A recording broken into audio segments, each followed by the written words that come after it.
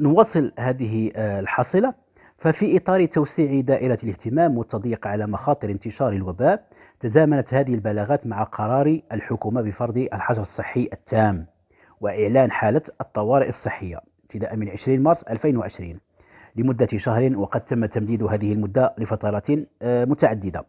البلاغ الإخباري الآخر صادر في 2 أبريل 2020 المركز على نقاط محورية، وهي الإعلان عن الحصيلة الإيجابية للتعليم عن بعد، إطلاق الخدمة التشاركية تيمز، تكوين أساتذة الأطر الأكاديمية الجهوية لمهن التربية والتكوين عن بعد.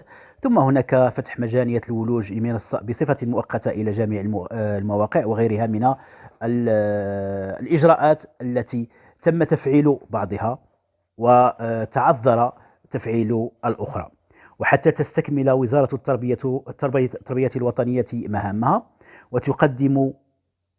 وتقدم خدماتها لكل الشرائح التربوية في مختلف الأسلاك وجميع المواد الدراسية، فتحت المجال فيما يخص التعليم عن بعد للمواد والفئات العمرية التي لم تدرج سابقا، فركزت على إدراج مادة التربية البدنية مثلا، ثم التركيز على التعليم الأولي كمرحلة لاحقة في 20 أبريل.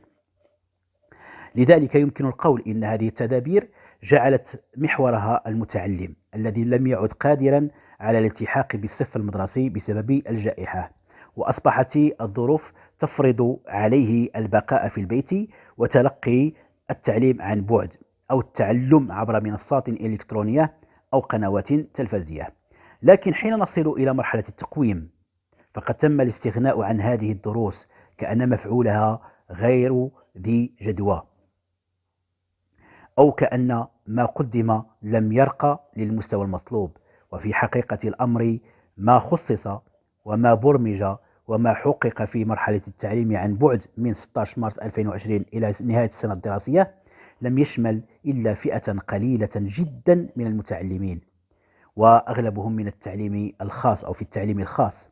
أما التعليم العمومي في الوسطين الحضري والقروي وفي التعليم الابتدائي بخاصة وفي التعليم الابتدائي خاصة لم يتمكن بنسبة كبيرة في تحقيق فعل التواصل، ولم يتمكن من الاستفادة من الإمكانات الموفرة والمقدمة.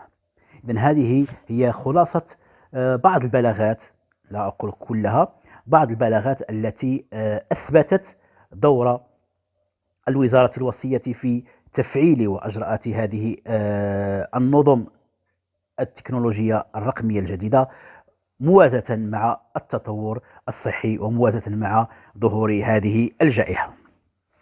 نصل الآن إلى المحور الثاني يتعلق بالواقع، الواقع المفترض، أي كيف استطاع المدرس والمتعلم والأطر الإدارية وغيرها، كيف استطاعوا أن يفعلوا وأن يجعلوا هذه القرارات وهذه البلاغات وفق نمط وأسلوب إجرائي عملي حتى لا يتفاقم الوضع. إذن بعد نهاية موسم دراسي، إذن حينما نصل إلى الموسم الدراسي الجديد 2020-2021، بعد نهاية موسم دراسي حامل لفرص كثيرة للمراجعة البيداغوجية والتنظيمية، كشفت الجهات المسؤولة في وزارة التربية الوطنية والتكوين المهني والتعليم العالي والبحث العلمي عن المقترحات الجديدة التي تخص السنة الدراسية 2020-2021، فحاولت أن تكون في مستوى التطلعات أولا، وأن تقوم بمحاولة تجاوز العقبات التي أحبطت بعض المكتسبات والتجارب السابقة ثانيا. إذن هناك مجموعة كذلك من البلاغات، مجموعة من المذكرات الوزارية، أهمها الخاص بالمذكرة الوزارية المنظمة للموسم الدراسي 2020 بتاريخ 28 غشت 2020، وهي تؤكد على ضرورة ضمان تأطير سليم وفعال لتدبير الموسم الدراسي الجديد 2020-2021، احترام بروتوكول صحي، اعتماد التعليم عن بعد أولا والتعليم الحضوري ثانيا، عكس القاعدة الأساس هي اعتماد التعليم الحضوري أولا ثم التعليم عن بعد ثانيا. لكن هذه السنة تغيرت هذه المنظومة، فأصبح التعليم عن بعد هو الأساس والتعليم الحضوري ثانيا. ثم تخويل السلطات المحلية والجهوية وغيرها، اختيار التدابير الإجرائية اللازمة سواء في بداية الموسم أو أثناء ظهور حالات إيجابية مصابة بفيروس كوفيد-19 في صفوف التلاميذ أو الأطر الإدارية أو التربوية. لذلك فقد تم اختيار مجموعة من الأنماط التربوية المعتمدة. في حالة تحسن الحالة الوبائية، العودة إلى التعليم الحضوري. في حالة وضعية وبائية تستلزم تطبيق التباعد الجسدي بالفصول الدراسية، يتم اعتماد التعليم بالتناوب، أي التعليم الحضوري والتعلم الذاتي. في حالة استفحال الحالة الوبائية يتم اللجوء إلى التعليم عن بعد. ثم كذلك استمرار البث التلفزي للدروس المدرسية. إذن من خلال هذه المذكرة التنظيمية، إذن هناك أولا واقع صحي يفرض وقاية ومجموعة من البروتوكولات الصحية. ثم هناك تلخيص الصيغ أو الصيغتين كما جاء في كتاب نشره محمد الدريج، الذي يعكس هذه المذكرة ويقدم لنا صورة واضحة للتعليم الذي أو نمط التعليم الذي يمكن أن نقدمه خلال هذه الفترة. وقد كان كتابه هندسة التكوين الأساسي للمدرسين وتمهين التعليم من منشورات مجلة كراسات التربوية في يوليوز 2020 دليلا منهجيا لهذه الخصوصية. وقد اقترح نمطين أو صيغتين للتعليم، وهو النمط الأول الفصل المعكوس، أي المزاوجة بين التعليم الحضوري والتعلم الذاتي. ثم هناك تقنية أخرى وهي حضور فوج، وفوج آخر يكون في مرحلة أو يكون خارج الفصل، إذن حضوري وخارج الفصل. فمن خلال هذه التغطية التي قدمها محمد دريج، يفترض أن تستثمر القاعات المدرسية وفق الحاجيات، مع تمكين الأستاذ من تقديم الدروس والحصص مضاعفة، أي أنه يقدم الدروس لهذا الفوج ثم يعيده لفوج آخر، حتى توضع رهن إشارة الفوج الأول في فترة أولى والفوج الثاني خلال فترة ثانية.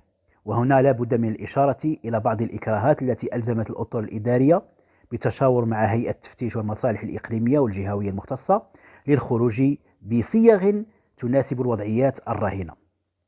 يعني هناك التناوب اليومي، هناك التناوب الأسبوعي، وهناك تناوب أو تقسيم الأسبوع إلى مرحلتين. إذن هناك مجموعة من الأنماط التي اختارتها مجموعة من المؤسسات التعليمية. في هذه الإطلالة إذن يمكن أن نجمع الخلاصة في القول: إن التعلم الذاتي والتعليم الحضوري جاء متلازمين في المذكرة المنظمة للدخول المدرسي 2020-2021، حيث تم التركيز في المرفق الأولي، أي الإطار الأول أو الإطار الوطني الأول للنمط القائم على التناوب بين التعليم الحضوري والتعلم الذاتي، على تقسيم الأفواج بشكل متساوي كما أشرنا سابقا. ثم هناك التناوب، أي صيغ مقترحة للتدريس بالتناوب بين أفواج مختلفة. هناك التعليم عن بعد. ثم هناك ضرورة الالتزام بالبروتوكول الصحي. إذن هذه مجموعة من المقترحات، مجموعة من النظم التي أشار إليها الخبراء سواء في وزارة التربية الوطنية من خلال الأقسام والمصالح المختصة في هذا المجال، ثم من خلال بعض الاقتراحات التي قدمها ثلة من المختصين كما مع محمد الدريج. إذن هذه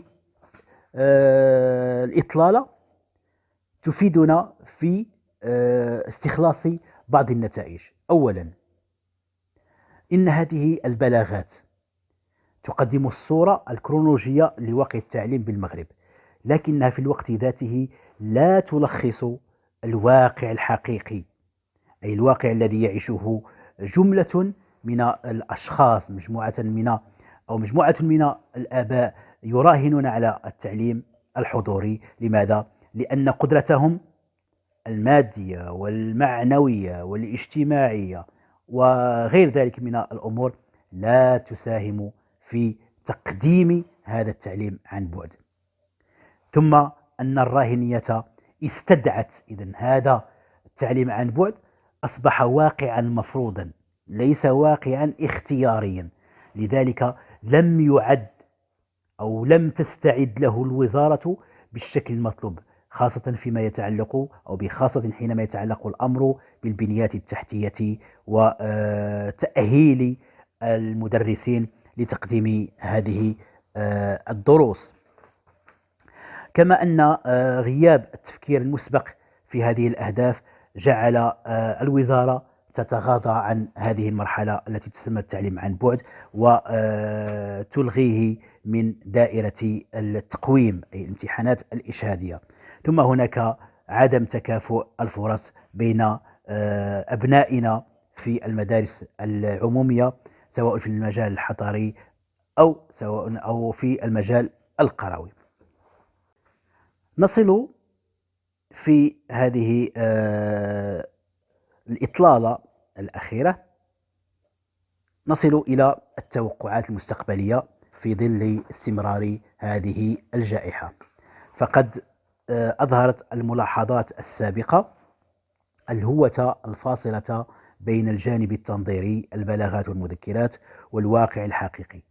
لذلك كان اختيار التعليم عن بعد لحظة مفروضة دون سابق تحضير أو تكوين أو استباق لإنجاح العملية. بالرغم من ذلك حاولت الأطر التربوية والإدارية تبسيط العملية في محاولة الحفاظ على أدنى شروط النجاح، فكانت المحاولات ذات بعد فردي في الغالب، واستمرت التجارب بتوظيف الإمكانات أو الإمكانيات الشخصية سواء لدى الأستاذ أم المتعلم. وقبل تقديم التوقعات المستقبلية وبعض الاقتراحات العملية لابد من تسجيل بعض الملاحظات حول تفعيل التعليم عن بعد في المغرب خلال نهاية الموسم الدراسي 2019-2020. أولا، كان الولوج إلى منصات التعليم عن بعد على وجه الاضطرار وليس اختيارا. ثانيا، ما قدمه الأساتذة كان في أغلبه نوعا من التواصل مع التلاميذ في غياب رؤية مسبقة وتسطير أهداف إجرائية. مثلا حينما تحدثوا عن مجموعة من المواقع التواصلية فإنها غير مؤهلة لتقديم الدروس بقدر ما هي فقط وسيلة للتواصل مع المتعلم. ثالثا، غياب استفادة كل المستهدفين من هذه العملية بسبب ضعف البنية التحتية الخاصة بوسائل الاتصال والتواصل. رابعا، انعدام الحافز الفكري والمعنوي لدى التلاميذ والطلبة. خامسا، الاعتماد في الغالب على مجموعة من المواقع التواصلية كما أسلفنا الذكر كالواتساب والفيسبوك وغيرها، وهي مواقع للتواصل أكثر منها مواقع للتعليم. سادسا، عدم القدرة على التوظيف الأمثل للتكنولوجيا في التعليم أو التكوين عن بعد. لذلك ربما بقيت العملية منحصرة في تقديم دروس من المفروض أن تكون حضورية. سابعا وأخيرا، هناك حيز إيجابي، لا بد أن نشير إلى أمر إيجابي في هذه المرحلة، وخاصة فيما يتعلق بعلاقة التلميذ بالأستاذ. إذن أصبحت هناك علاقة ثانية لم تكن من قبل. أصبح التلميذ يعرف مجموعة من الأمور حول أستاذه، وأصبح الأستاذ يتواصل مع متعلميه بطريقة مستمرة وبطريقة موازية للتعليم، حتى أن البعض كان يشكو من بعض التصرفات التي يلاحظها داخل المنازل مما يؤثر على سير الدروس، لأن هناك امتزاجا أو هناك خلطا وهناك خلط بين الواقع التعليمي الذي نعيشه وبين الواقع الاجتماعي، فنلاحظ تدخل الأسرة في بعض الأمور التربوية، تدخل الأم مثلا في تقديم إجابات. إذن هذه الأمور لم تكن سابقا، لذلك هناك كما قلت امتزاج بين هذه الأمور، أو هناك تشابك بين هذه الأمور. ثم لا بد من الإشارة كذلك إلى تدخل الأسر في تقديم إجابات ومساعدة أبنائهم ربحا للوقت أولا، وتفاديا لمجموعة من المشاكل، لكنه يكون دائما ذا أثر سلبي على سير الدرس أولا، ثم على سير تقدم وتطور المستوى التعليمي للتلميذ. إذن لابد أن نقدم مجموعة من حتى نربح الوقت، لابد أن نقدم مجموعة من الاقتراحات. من بين هذه الاقتراحات يمكن أن نشير إلى أولا الجانب المعرفي التكويني. يفرض الواقع المعيش الاستفادة من كل العلوم والتجارب التي تؤطر المهنة، وتوظف الدعامات الأساسية لممارسة مواكبة التطورات، وهذا الأمر يوجب التفكير. إذن يوجب هذا الأمر التفكير في تكوين كل الأطر التربوية والإدارية في مجال التكنولوجيا والرقميات. إذن لا بد من تكوين لكل الأطر حتى تكون مؤهلة لتقديم هذه الدروس. الموضوع الثاني أو المحور الثاني أو الاقتراح الثاني هو البنية التحتية. لا بد من توفير البنيات التحتية الضرورية سواء داخل المؤسسات أم خارجها، ويتطلب هذا الأمر طبعا تسهيل الحصول واقتناء الأجهزة الضرورية كالحواسيب والهواتف الذكية واللوحات الرقمية وغيرها. ثالثا تفعيل الشراكات الخارجية، وهنا نقف عند مساهمة شركات الاتصال مثلا بتخفيض الاشتراكات الشهرية الخاصة بالشبكة العنكبوتية، أو توفير فرص مجانية للتلاميذ عبر المنصات التعليمية، وتوفير لهم مجموعة من الأدوات التي تسهل هذا العمل. رابعا ما يتعلق بالجانب البيداغوجي، وهو التفكير في تحيين البرامج والمقررات المدرسية لتواكب التطور التكنولوجي وتخفيض المدة الزمنية للدراسة، حتى تمكن المتعلم من استغلال نصف الوقت أو ثلثه في التعلم الذاتي، ليس خلال فترة الجائحة فقط، بل باستمرار العملية في الظروف العادية، ليكون التعليم عن بعد مكملا للتعليم الحضوري، كما أشارت إلى ذلك دعامات الميثاق الوطني للتربية والتكوين. خامسا في المجال التواصل لا بد من عدم التغافل عن أهمية التواصل بين المدرسة من خلال الأستاذ والطاقم الإداري والأسرة سواء المتعلم أو الآباء. لذا تتطلب المرحلة ضخ روح التعاون والتكامل بين الفريقين، وذلك بالتشارك في تسهيل العملية التعليمية التعلمية بكل أنماطها. ثم الجانب ما قبل الأخير وهو الجانب التحفيزي، حتى لا نكرر القرار الماضي الذي قضى بإلغاء التقويم الذي كان في مرحلة التعليم عن بعد.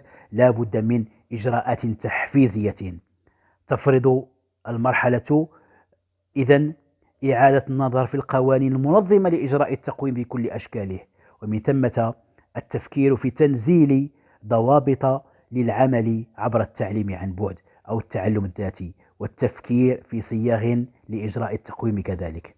أخيرا في المجال الإعلامي إذا لابد من تغيير الطريقة المتبعة في تقديم الدروس عبر القنوات التلفزية، إذ يفترض أن نقدم الدرس عن بعد، فيتم التفكير في سيناريوهات محتملة تربط الاتصال بين الأستاذ المقدم للدرس والمتعلمين الحاضرين افتراضيا، حتى نستمر في فعل التواصل.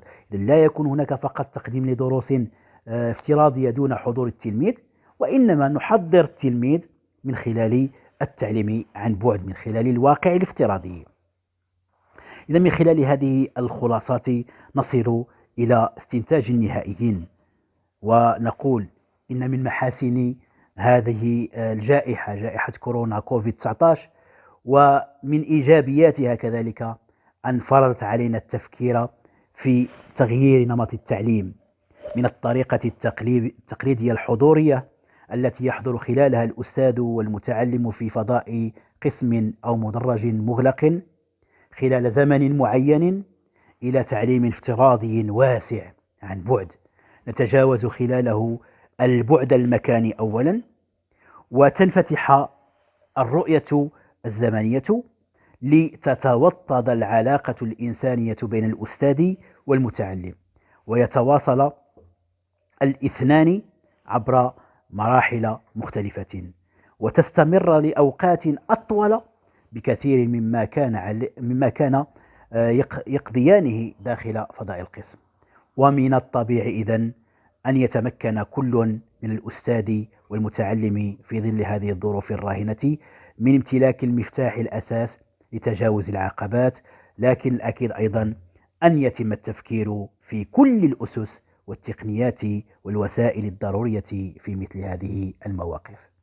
من هذه الرؤية هي عبارة عن موقف من هذه الجائحة التي حولت النظرة إلى التعليم من واقع إلى واقع ثانٍ، حولت النظرة كذلك إلى تعليم عن بعد، تعليم افتراضي يوازي التطورات التكنولوجية الحالية، ويوازي كذلك التطور الذي يعرفه المجتمع، خاصة التلميذ الذي أصبح يراهن على مجموعة من الورقات أو مجموعة من الأوراق التقنية أو الأوراق الرقمية. إذا لم يعد الاهتمام بالدرس كما هو مقدم في القسم، وإنما أصبح الاهتمام كذلك بمجموعة من الأوراق المقدمة عبر منصات مختلفة عبر الإنترنت. إذا لذلك لا بد من الاهتمام أولا بهذه الرؤية الاستباقية للتعليم عن بعد، ثم لا بد من تجهيز وإعداد الوسائط التي تمكننا من ترسيخ فعل التعليم عن بعد حتى نكون في مستوى تطلعات أبنائنا، وحتى نحقق الأهم وهو الهدف الأساس من التعليم بصفة عامة. إذن إخواني أخواتي في جمعية النجاح للتنمية الاجتماعية، إخواني أخواتي الذين تابعوني عبر هذه الفترة الزمنية الموجزة التي حاولت أن أقدم فيها رؤية حول التعليم عن بعد، أشكركم على حسن الاستماع، أشكركم كذلك على تقبلكم الرأي والرأي الآخر، وفي انتظار ردود فعلكم سواء كانت ذات منحى نقدي أو منحى تزويدي بمجموعة من المعلومات الإضافية. إذن أستودعكم الله الذي لا تضيع ودائعه، وشكرا لكم، والسلام عليكم ورحمة الله تعالى وبركاته.